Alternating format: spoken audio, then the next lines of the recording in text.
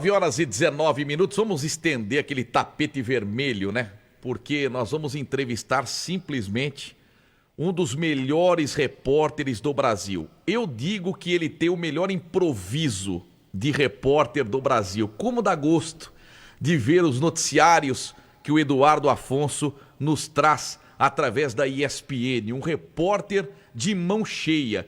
E muito gentilmente ele vai nos atender, está às vésperas aí de curtir uma merecida folga, um merecido descanso, vai para suas férias, porque a temporada foi longa. Eu não sei como é que ele tem tempo para acompanhar a Portuguesa, que é o time de coração dele. Eduardo Afonso, meu querido, como que você tá? Que honra, rapaz! Isso é uma honra tê-lo aqui, viu, Eduardo? Boa noite. Meu amigo, como é que você tá? Tudo bem? Prazer imenso estar participando com você. Primeiro dia meu de folga, mas fiquei muito honrado com o seu convite e que bom que deu certo. Acho que você encheu muito minha bola, tá bem distante de tudo isso, mas eu sou obrigado a falar, né? Embora esteja há 10 anos aí na TV ESPN, a minha base é toda rádio, né, cara? E quando você tem a base rádio, eu trabalhei durante 23 anos em rádio, você faz qualquer improviso possível na TV, no rádio, escrevendo. A comunicação, o improviso na comunicação, ele vem com a cancha do rádio. O rádio é sensacional. Para mim, o meu veículo de coração é o rádio. Eu adoro o rádio e com muito prazer estou à sua disposição aqui. Ô Eduardo Afonso, primeiro que eu te elogiei pelo improviso e dá gosto de ver os seus boletins. Você não entra em fria de jeito nenhum. A ESPN sabe que pode te chamar em qualquer lugar que você vai dar a melhor informação, né? É impressionante. Da onde vem esse improviso, esse talento? Eu sei que você falou que é do rádio, a escola do rádio. Mas desde criança você sonhava em ser um repórter e chegar onde você chegou, Eduardo? Ô Edmar, eu acho que sim. Eu desde criança sempre ouvi muito rádio, né? E quando eu digo criança, é criança mesmo, ali com 7, 8 anos, né? Tive um avô que foi fundador da Portuguesa, o seu Vicente, meu avô paterno, e que me ensinou a gostar de futebol muito cedo, me levou para o Canindé muito cedo, foi diretor lá da Lusa e tudo mais, e isso me fez amar futebol muito garoto ainda, muito jovem mesmo. Eu frequentava o Canindé, eu nem lembro, mas meus pais diziam com 5, 6 anos eu ia com meu avô lá para o Canindé. Meu pai, ele também era torcedor da Lusa, mas eu, assim, já não era tão fanático, até pelo trabalho e tudo mais, não ia muito. Mas por ter acompanhado muito meu avô, meu pai ouvia muito rádio. Meu avô era mais presente, meu pai acompanhava mais pelo rádio. E eu aprendi a ouvir a Rádio Bandeirantes, né? Naquela época de Enio Rodrigues, Fiore Giliotti, Paulo Edson, a voz do rádio, com quem tive, tirando o Enio, né? O Fiore e o Paulo Edson eu cheguei a trabalhar, Dalmo Pessoa, também trabalhei, Roberto Monteiro, peguei quase todos aqueles, assim, já em fim de carreira, quando eu entrei lá. Eu tinha ouvido todos eles, né? Os que eu não peguei na Bandeirantes, peguei em outros lugares, Ligeirinho, enfim. E aí, você tá no colegial, tá pensando o que vai fazer da vida, não sabe muito bem, família toda de comerciantes, vai pro comércio, vai estudar, não vai? E eu coloquei um pouco na cabeça, se é uma coisa que eu quero fazer, é rádio esportiva, é ser repórter. O que precisa fazer repórter? Precisa fazer jornalismo. Então vamos fazer jornalismo aí, ver o que acontece. Então essa paixão já vinha de muito tempo. E graças a Deus eu me sinto um privilegiado, porque são poucas as pessoas que sonham com uma coisa na infância e conseguem atingir essa meta. E eu consegui, graças a Deus.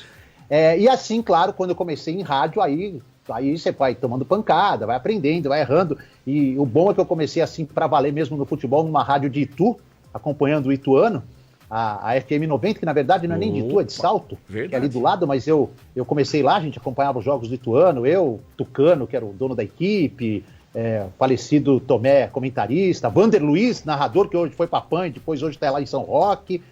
E ali eu fui aprendendo, fui errando, acertando, improvisando, batendo cabeça, para poder voltar para São Paulo e aí sim assumir a Bandeirantes lá 14 anos como repórter da Rádio Bandeirantes e agora mais outros 14 na ESPN. Nossa.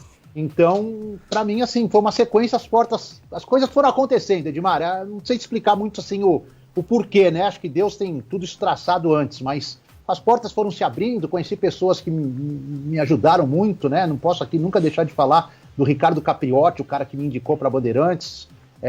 Esse cara é uma pessoa que mora no meu coração, assim. Ele deu o pontapé inicial em tudo isso.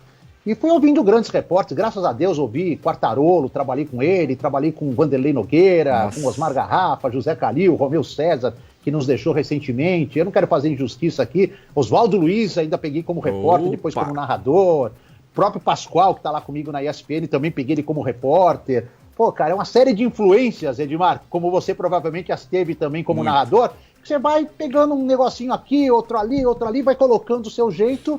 E aí acontece, né? Você falou de Luiz Carlos Quartarolo, um grande amigo, me trata muito bem, é muito amigo do meu pai. Meu pai narrou o título da Inter de 86, Edmundo Silva, depois você puxa no YouTube pra você ver. Oswaldo Luiz, entrevistamos ele recentemente, hoje ele domina a Globo aqui, ele faz a IPTV e nos mantém muito informado, isso é muito legal. Sabe o que eu gosto de ver, Eduardo Afonso, na sua parte em si, né? Eu que transmito muitos jogos em São Paulo e você sempre nos trata bem, estende o tapete vermelho. Falou do Ligeirinho, me deu uma saudade, uma judiação que ele faleceu, me tratava muito bem também, né? É legal quando você chega numa roda, Eduardo Afonso, e tem lá os 7, 8 repórteres fazendo perguntas. Você chega, o jogador vai em você. Ele vai querer saber a sua pergunta. A moral que você tem com o jogador de futebol, isso prova que não é de agora. Vem lá de trás, é tudo que você fez certo. Plante o bem, colhe o bem. Eu vejo o respeito dos jogadores para com você. Eles param, eles descem do ônibus, é difícil, eles estão concentrados para ir para o jogo, mas eles param para te atender. E, Mário, eu acho que é muito assim, basicamente, jogadores do São Paulo, né? Porque eu vou pro meu 25º ano cobrindo São Paulo.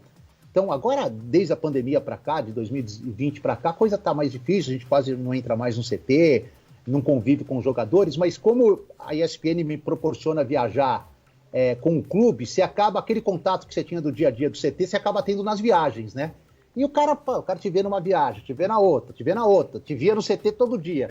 Cara, pô, esse cara tá todo dia aqui e nunca me faltou com respeito comigo, eu vou respeitar também. É claro, conta muito o tempo de casa, conta muito o respeito que eu tenho e que eles têm, os outros companheiros repórteres. Às vezes eu tô ao vivo, tô precisando driblar alguns lá, pra você ser o primeiro a perguntar, porque o tempo em TV é muito curto, né? Às vezes você tem só uma pergunta para fazer.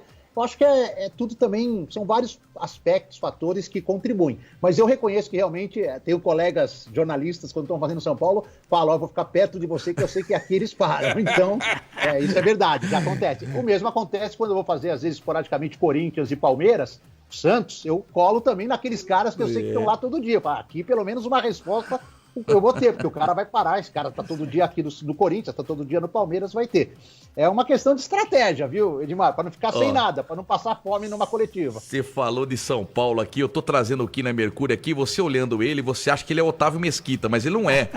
O Kina Mercúrio, ele é um grande torcedor do São Paulo, ele tem muitos almanaques do Tricolor, ele tem a história inteira do São Paulo, e olha, veio a calhar hoje a sua entrevista aqui por estar com... Pra mim, eu não conheço em Limeira um torcedor mais fanático pelo São Paulo do que o Kina Mercúrio. Então, que curiosidade que você tem do Eduardo Afonso, que cobre o Tricolor. Eu sei que você queria estar no lugar dele, viu, Kina? Puxa vida. Ô, Eduardo, sou apenas um torcedor, não sou jornalista. Vamos fazer uma pergunta diretamente do São Paulo 22. Você não acha que faltou a palavra título para ser assim uma campanha boa para ótima? Porque a palavra título não veio no Paulista, que estava ganho, com 3-0 no Morumbi, não podia tomar aquele gol de falta. Abriu chance pro Palmeiras, né? E jogar fora contra o Del Valle, 2-0, não dá para engolir também. Então, acho que toda a campanha que foi feita do São Paulo, em chegar em final de Paulista, em final de Sula, em semifinal, pegando o Flamengo, jogando melhor que o Flamengo, e se viesse a palavra título, talvez o Rogério teria mais coroado o ano. Você não acha? Prazer imenso falar com você. Eu acho assim, a palavra título, ela tá ligada historicamente ao São Paulo. Então ela sempre falta quando não acontece, independentemente de ser 22, 21, 19. Mas nos últimos 10 anos eu reconheço que ela ficou um pouquinho afastada do dicionário do São Paulino, porque tivemos algumas diretorias que colaboraram para que isso acontecesse, né? Enfim, a gente ficaria aqui um programa inteiro, eu acho que não conseguiria explicar por que a palavra título se afastou do São Paulo. Mas eu concordo com você, que se a gente fizer um comparativo com o ano anterior, o São Paulo foi melhor em todas as competições, né? Tirando o Paulista. Ele iguala o Paulista, chega na final, mas aí, quando ele vai dar o passo igual a 2021, que é conquistar o título, ele toma aquela trombada do Palmeiras no segundo jogo e perde um título que eu concordo com você, estava ganho. Mas, enfim, perdeu para um time que talvez um dos poucos capazes do Brasil de reverter uma situação como aquela criada. Agora, ele chegou à final da Sul-Americana, que não tinha conseguido em 21, ele chegou a uma fase mais final, né? Não chegou a ser a final, mas a semifinal da Copa do Brasil, que ele também passou longe em 2021, e ele teve uma posição no Brasileiro, nono lugar, melhor que em 2021, quando ele, na penúltima rodada, precisava ganhar do Juventude no Morumbi, senão corria o risco de cair. Então, assim, a campanha foi melhor, ainda é pouco para o tamanho do São Paulo, para o gigantismo do São Paulo, faltou mesmo essa palavra título, que, quem sabe, né, vem agora, né? O time está passando por uma reformulação, já saíram 10 jogadores, vão sair mais uns 2 ou 3, praticamente 45% do elenco vai trocar, chegou pouca gente, está tentando trazer mais gente, acho que o São Paulino tem que se preparar, sim, para um ano mais ou menos parecido com o desse ano. Brigar Paulista, pode ser, brigar Sul-Americana, dependendo dos confrontos, do chaveamento, pode ser, brasileiro acho que vai ser bem intermediária a posição, e Copa do Brasil é sempre eu acho que a Copa do Brasil é o torneio que a gente não pode nunca apostar, nem no cara vai ficar fora, nem vai chegar na final, porque já aconteceu tanta surpresa na história da Copa do Brasil, você não pode descartar ninguém. O São Paulo vai caminhar até bater de frente com um time mais forte, né? Se a hora que ele pegar ali um Galo, um Fluminense, um Palmeiras, um Flamengo, aí talvez a dificuldade fique grande. Agora, se ele der sorte no chaveamento de não ir pegando nenhum desses, numa dessa ele chega até na final e briga pelo título inédito. Ô Eduardo, 25 anos aí cobrindo, né, o São Paulo, e muita gente fala que é muito difícil conviver com o Rogério Ceni, né? Dividir coletivas, dividir o dia a dia. Você tem esse problema com o Rogério Ceni ou ele também, a exemplo dos demais jogadores, eles acostumaram com você o dia a dia do São Paulo? Eu acho que eu divido, Edmar, a minha relação desses 25 anos. O Rogério jogou até 2016, se não me engano, e aí ele foi técnico em 17. Eu fiz a pré-temporada dele, os primeiros 6 meses até ele ser mandado embora, e fiz agora esse retorno dele com um pouco mais de distância, né? Só falo com ele em coletivas, não vejo ele no dia a dia. Às vezes eu tô lá fazendo uns links na porta do CT, ele tá saindo, ele até para trocar uma ideia, mas nada de microfone, nada de entrevista. Um oi, tudo bem e tal.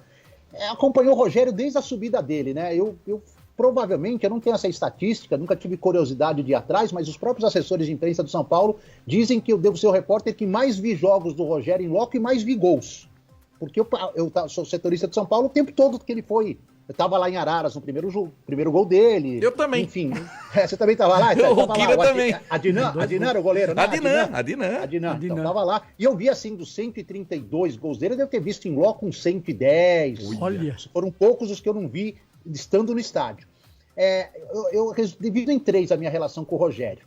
Do início até ele começar a virar esse mito que ele virou, excepcional. Porque ele era um cara começando, eu também era um repórter começando, a gente tinha mais ou menos ali o mesmo início de atividade, eu começando na Bandeirantes, ele no São Paulo, e ele era muito prestativo, sempre muito solícito a tudo. Quando ele realmente se torna goleiro de seleção, se torna esse Rogério cheio de recordes e tal, ele muda um pouco, porque o assédio a ele passa a ser muito maior, passa a ser gigante, né? Mas mantém comigo uma relação muito respeitosa, muito legal, lembrando lá dos tempos antigos, quando eu tinha vergonha de gravar boletins na sala de imprensa na frente de outros repórteres, deixava todo mundo gravar para depois gravar os meus, e ele ficava sozinho batendo falta lá no gramado quando o treino já tinha acabado. Então a gente tinha esse respeito e teve sempre muito esse respeito. E como técnico, ele subiu uma função, né, num patamar, né? O técnico é um cara sempre mais reservado, tudo mais, embora eu tenha amizade aí com vários técnicos, mais do que eu tinha quando eles jogavam, né? Como jogador. Mas o Rogério não, ele quando se torna técnico, ele se torna um cara mais fechado e obviamente, a gente diminui a relação. Mas eu te dou assim um exemplo. Ele só deu uma entrevista exclusiva desde que ele chegou ao São Paulo em outubro de 2021. Foi para mim esse ano. Perfeito. Então acho que isso mostra que há um respeito muito grande por todos esses 25 anos que a gente tem se acompanhado. Fora isso, eu fiz um título dele no Fortaleza. Isso. Fiz a estreia dele no Cruzeiro, num jogo contra o Santos. Eu só não fiz jogos dele no Rio com o Flamengo, porque a gente tem equipe lá no Rio, não há necessidade de mandar o repórter de São Paulo. Então, e ele me deu entrevistas nessas 2 vezes, lá em Fortaleza. Ele foi até, olha só que é uma história louca, né? E não é nem querer me vangloriar.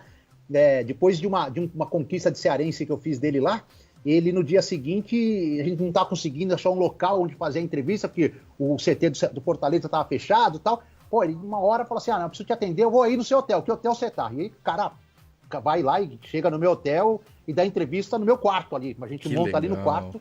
Então isso mostra, assim, não é questão de uma amizade. Eu me sinto amigo dele, assim, um amigo distante, não um amigo íntimo, um amigo distante. Mas o respeito sempre... Ô, Eduardo Afonso, antes de mais uma colocação do Kina, é verdade que quando você pega a sua mala de viagem, ela vai sozinha para Curitiba?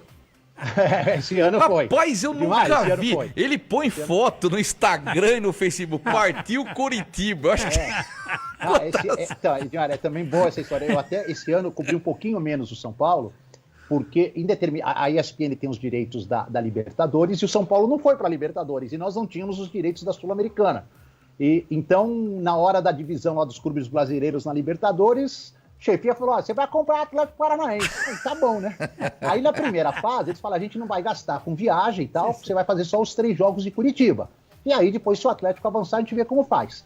O Atlético avançou, então eu fiz jogo com o Alberto Valentim, fiz jogo com o Carille e fiz jogo com o Felipão. Olha, né? Só. Aí o Felipão chega, o time se engrena, classifica, aí me mandaram fazer lá o confronto no Paraguai contra o Libertad, o time passa raspando, mas passa nas oitavas, aí fui fazer o confronto de quartas lá na Argentina contra o... Ah, meu Deus, tá me falando o nome do time que eles jogaram as quartas. Ali Vélez? A 80... Vélez? Não foi o Vélez, a 80 quilômetros ali de Buenos Aires. Ah, vou lembrar. E aí eu fiz a semifinal com o Palmeiras. E aí você não acredita que o Atlético me tira o Palmeiras e vai para a final da Libertadores? E aí eu acabei virando um setorista do Atlético momentaneamente. Foi contra o Estudiantes de La Plata. Foi gol do Rômulo no fim, né? Isso, teve gol do Rômulo lindo, e gol do Vitor Roque. Isso, Estudiantes. Maravilhoso. Estudiantes, boa, obrigado. E aí, quando o Atlético vai para a final, eles me deslocam para Curitiba para fazer os jogos do Brasileiro que antecedem a final. Então, fiz o Atletiba, fiz o Atlético e o Palmeiras. Resumindo, eu não tenho assim o número certo, mas eu dormi pelo menos umas 80 noites em Curitiba esse ano. Então, eu me sinto até um cidadão curitibano essa temporada. E foi legal porque o Felipão...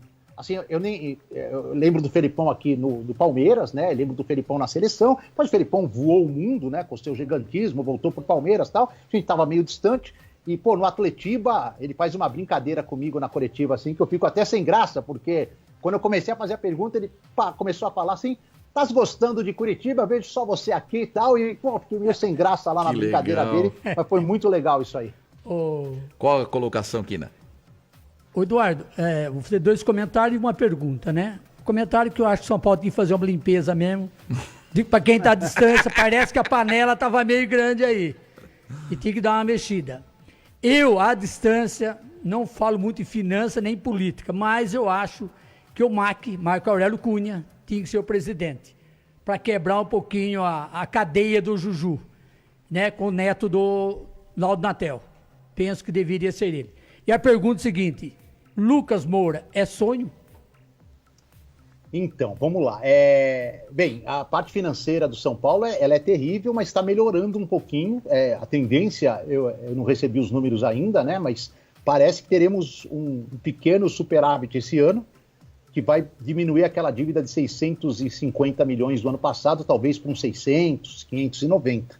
Pode parecer pouco, mas você conseguir aí 50 milhões no ano, fora os gastos que você tem normalmente, me parece que o caminho adotado tem sido o correto. O Marco Aurélio Cunha, eu acho que também seria um bom presidente para o São Paulo. Ele optou em sair como vice, né? E aí talvez a chapa não ganhou a força necessária para derrubar a chapa vencedora. A política do São Paulo é uma coisa que como eu não sou São Paulino, embora cubro o São Paulo há muito tempo, a mim interessa o candidato que ganha fazer um bom trabalho, independente se é do lado A, B ou C. Eu não tenho nenhuma mistura com a política do São Paulo. Me dou tão bem com o Marco Aurélio, com o Natel, como me dou com o Júlio Casares, ou me dá um pouco menos com o Leco, mas muito porque o Leco tinha uma certa desavença com a própria ESPN, por isso que a gente não tinha tanta relação. Mas eu respeitava muito, sempre eu respeitei muito. Sobre a sua pergunta, eu acho assim, até estava falando agora há pouco com o companheiro Fred Júnior numa outra entrevista sobre isso. Lucas Moura, eu acho que é um sonho para essa janela impossível. E não é por achismo só, é porque eu tenho argumentos para isso. Primeiro, o São Paulo está pensando em diminuir e está conseguindo entre 25% e 30% a sua folha, com a saída de salários exorbitantes para a situação de São Paulo. Miranda, Éder, Bustos, Reinaldo. E se você traz o Lucas, por mais que ele abra a mão de uma grande parte que ele ganha na Europa hoje, você não abre mão desse... Você volta a ter esse mesmo prejuízo, você volta a ter sua folha talvez até maior do que a que terminou no desse ano ainda, né, 2022. Segundo argumento que eu uso para descartar o Lucas Moura agora é o fato do São Paulo no primeiro semestre não ter assim competições que sejam rentáveis a ponto de um Lucas Moura fazer a diferença. Paulistão, ele pode caminhar com ou sem o Lucas, e não é um título que dá muita grana. Copa do Brasil, ele vai jogar as 2, 3 primeiras fases sempre com times bem de menor expressão. Talvez na terceira fase já pegue alguém aí da Série B ou da Série A, mas as 2 primeiras fases é contra ninguém, né? E a tendência é classificar. E a própria Copa Sul-Americana, que começa no mês de abril, os primeiros 6 jogos ali, a fase de grupos, como tem cabeça de chave, tem pouca equipe tradicional, normalmente as equipes tradicionais são cabeças de chave, e aí vem um monte de desconhecido, de time de segundo patamar dos países sul-americanos, que não costumam causar muito problema. Então eu acho que é mais viável você guardar o dinheiro, economizar agora e tentar um investimento na janela do meio de ano, porque aí você usa o Lucas Moura numa reta final de Copa do Brasil, de Sul-Americana, Campeonato Brasileiro, e talvez você consiga, guardando esse dinheiro agora, ter como pagar algo, não digo igual, mas próximo ao que ele ganha na Europa.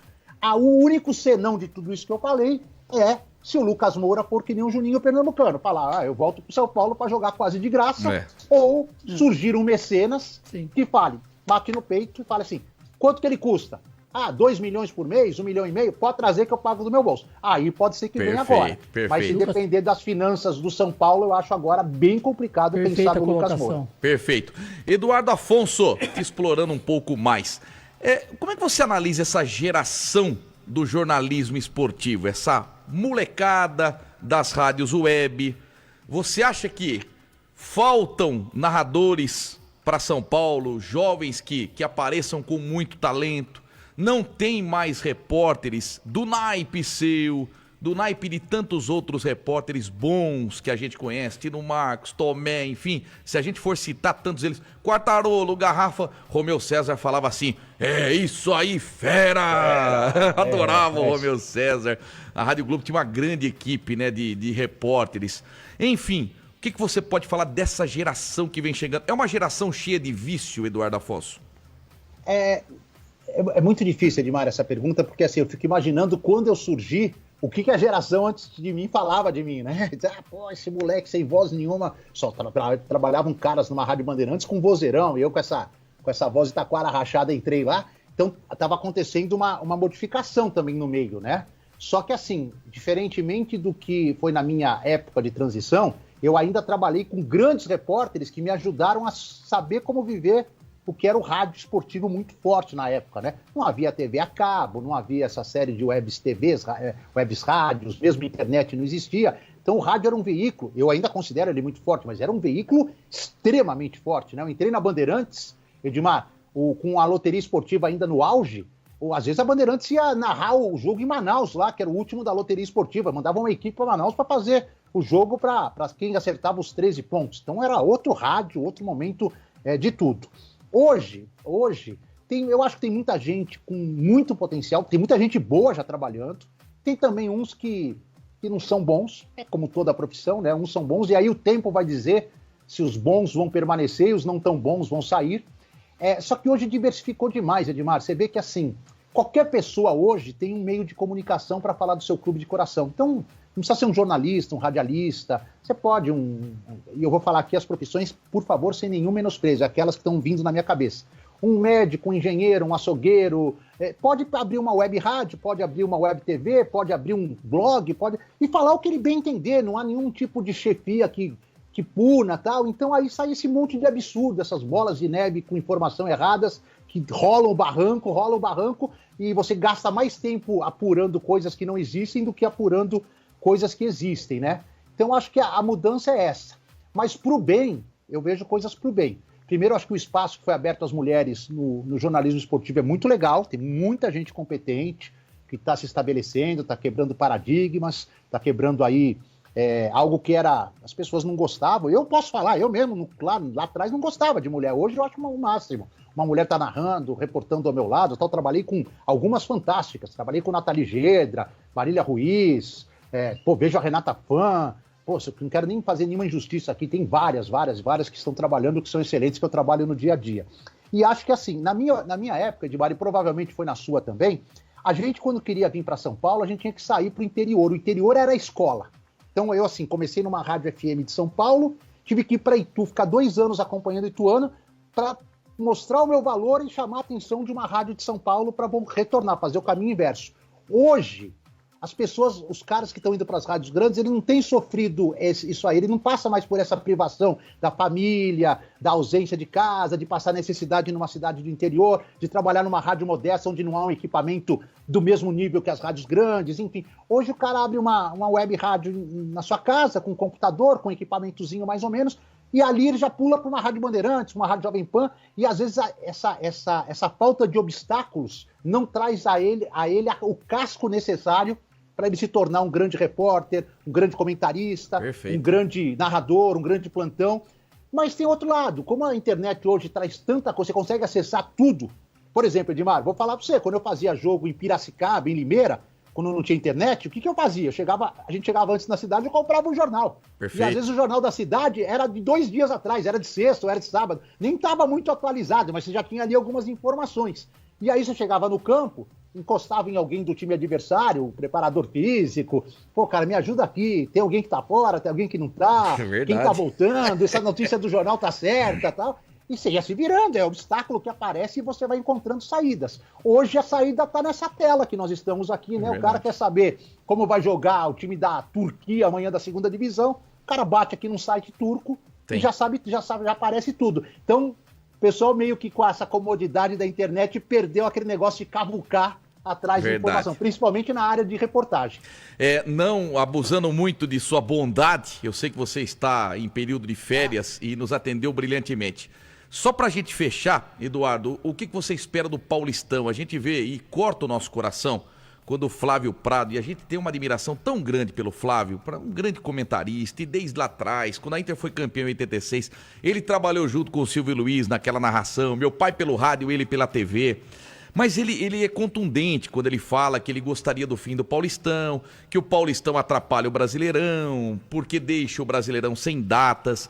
E a gente defende tanto o futebol do interior. Você é torcedor da Portuguesa. Eu torço pro Vasco da Gama, não tem nada a ver com o futebol paulista, mas eu sou um torcedor do Vasco da Gama. Mas aqui em São Paulo eu sou Corinthians.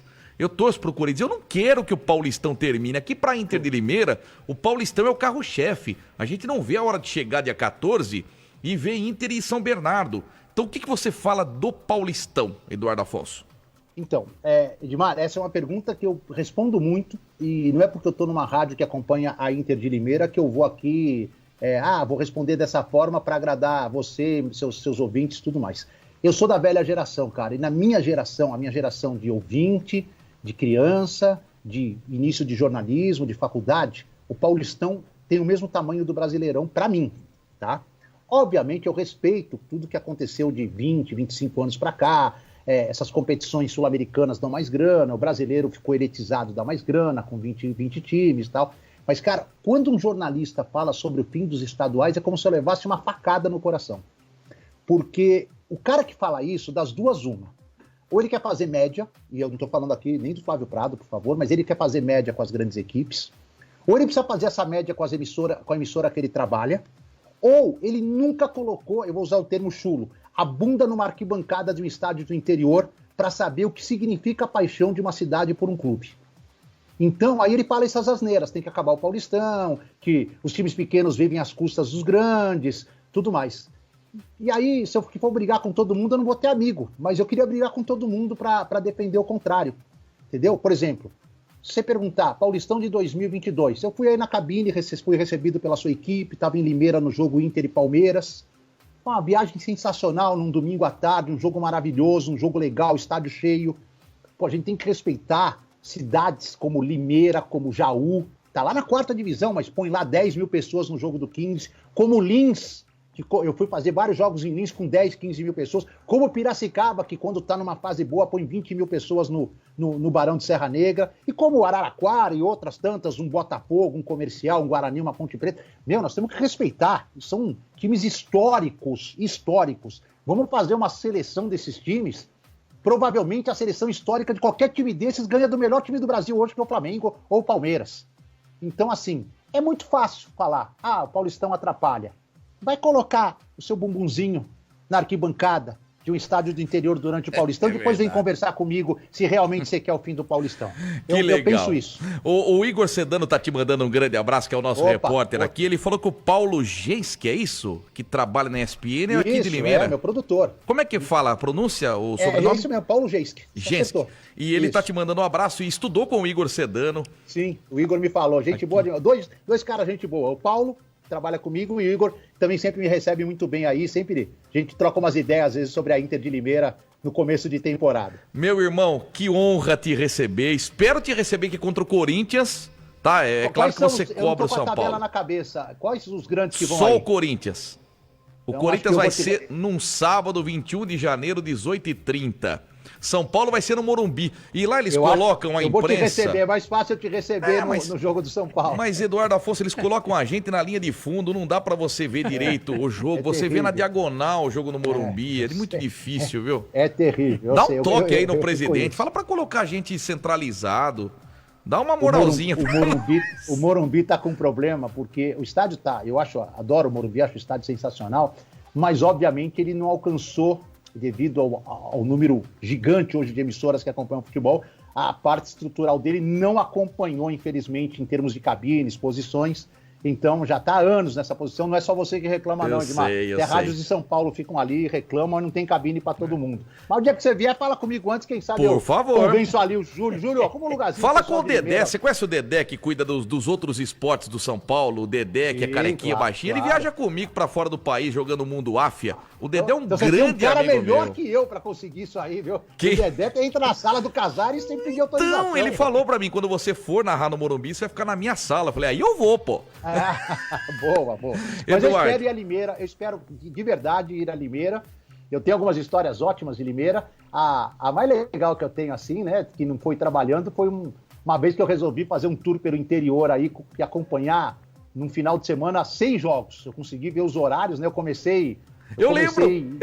E eu parei em Limeira para assistir um Inter de Limeira e Rio Preto, se não me engano, 2-0 Inter, e logo que eu entrei ali no estádio, entrei como torcedor, não entrei como imprensa, paguei ingresso e tal, tinha uma banquinha vendendo as camisas da Inter de Limeira, assim, bem na entrada ali, embaixo das cabines de imprensa, imaginando do lado direito, uma banquinha, uma senhora, tava vendendo um monte de camisa da Dona Inter de Marinês. Limeira, e eu comprei uma camisa da Inter dela na época, linda, listrada.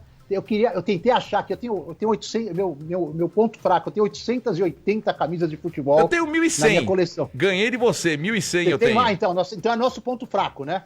E eu tentei achar a camisa da Inter aqui nas caixas que eu tenho, mas não achei. Vou te dar uma camisa que eu comprei da Dona Inês e guardo ela com carinho imenso, porque a Inter é um time que está no meu coração de criança, porque em 86 eu tinha 16 para 17 anos, estava começando minha carreira, e acompanhei toda aquela saga da Inter de Limeira, com o Pepe, com o Tato, com o Denis fazendo a besteira pelo lado do Palmeiras, enfim, acompanhei tudo aquilo. Então aquilo era uma coisa quase que inacreditável de acontecer, e aconteceu.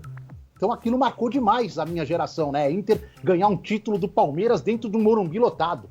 Então, legal, todo mundo que viveu aquilo lá nunca esqueceu da Inter de Limeira. Nunca esqueceu da Inter de Limeira. Por mais que ela tenha passado por momentos difíceis, longe da primeira divisão, todo mundo que viu aquilo sabe que existe um clube aqui pertinho de São Paulo, menos 200 quilômetros, chamado Inter de Limeira, com uma camisa preta e branca e que manda o jogo no estádio gigante chamado Limeirão. Eduardo, um beijo no seu coração, boas férias, que bate-papo gostoso, meu irmão. Te devo essa, viu? Imagina, prazer imenso, obrigado. Boa sequência aí de programa. Um ótimo ano novo para você, Edmar, que eu acompanho nas redes sociais, vejo tudo, sempre curtindo lá as fotos. Prazer ao companheiro São Paulino Quina, né? Quina que tá com a gente, que ele tem um 2023 com um grito de campeão saindo da garganta. E para todos os seus ouvintes aí do Pimba nos Esportes, que ano novo seja assim, repleto de saúde. É a primeira coisa que eu desejo.